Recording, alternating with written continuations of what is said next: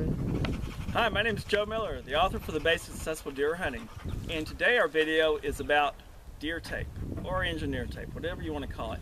It comes in pink, it comes in orange or yellow, different colors. Deer can't see the colors if they're from that spectrum, the red, the yellow, the pink, the orange. They can see if these things were blue or green, so you don't want to use those colors. But they can see the deer tape hanging from a tree. Now, that being the case, why do you want to use deer tape? Well, when you're out scouting and you're looking around for deer signs, like a deer trail with deer droppings on it, or let's say a scrape. And again, a scrape is, and if you look down here, a scrape is a circle the deer make with their antlers, and then they will pee there, and there's a branch from the tree right here where they rub their eyes, the corner of their eyes, and the doe will come by and they will pee in it. It's like a calling, it's like a rendezvous point for bucks and doe.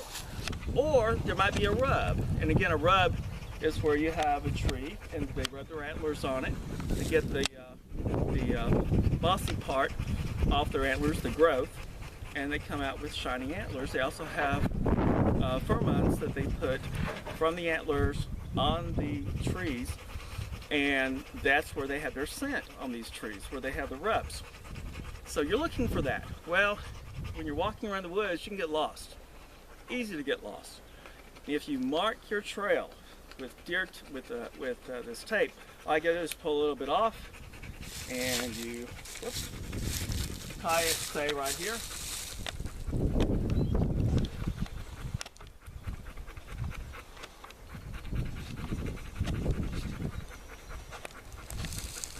That marks your trail where you've been. That way you can find your way back and you can go back to your vehicle. Or you mark it when you see some deer, really good deer signs. You say, these are great deer signs. And you put this here, and then you can look around for more deer signs. Maybe there's some better 50 or 100 yards away from here. Or maybe there's a rub line or a scrape line where you have a scrape here, then a scrape over there, or one way over there. And you mark them. And when you mark them, you can see from a distance where they are, where the deer signs are. At the end of that is when you want to take the wind, and whatever way, let's say the wind's blowing this way, which today, there it is, it's blowing from that direction this way, okay? That being the case, let's say tomorrow the wind's blowing from the same direction. That way is north, therefore the wind's blowing out of the, looks like the southeast. So if that's the case, you want to be hunting on the other side of the wind. That way when it blows, the wind doesn't have your scent blowing into, there we go, it's a southern wind. So you want to be on the northern side of the deer signs. That way the wind blows towards you and the deer don't smell you. That being the case, you go to the northern side of all these deer signs, marked by this, and you set up your stand or your hunting position. You could be hunting on the ground, or you could be hunting up in the stand. And a lot of times in the east, people use portable stands where they can shimmy up a tree. Also, once you are done putting up your stand or your hunting position, now you want to take these off. Now, why do you want to take these off? And again, I'll pull this off. There you go. Reason being, you don't want other hunters to see where you're going to be hunting. You know, these are good for getting your way back to your vehicle after you've been scouting. But you don't want these laying around, hanging around where the other hunters can see them. Plus the deer can see that as well. The deer aren't blind. They'll see a man-made object dangling in the trees. They're like, a wise buck's going to be like, no, this isn't right. I'm not going around this area anymore.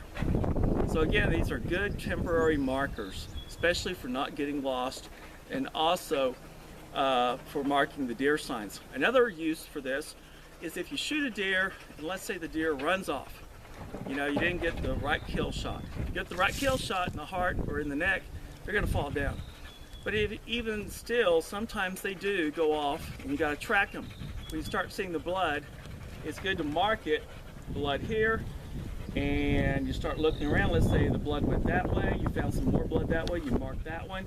Now you've got a path, a directional path. you can mark it all the way till you find the deer, and then when you come back after you field dress the deer and you're bringing the deer back, you want to recover all your deer tape. So lots of good uses for deer tape. One more use I use, and I covered this in another video, is that I will, when I'm hunting, right near where I'm hunting, I will put this in a tree, and it tells me the wind direction and how strong the wind is.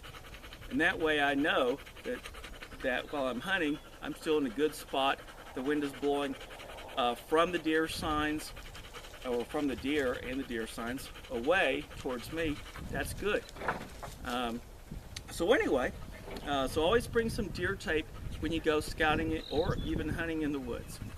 Again, my name is Joe Miller, the author for the basics for successful deer hunting. Thank you, God bless, and have a great hunt.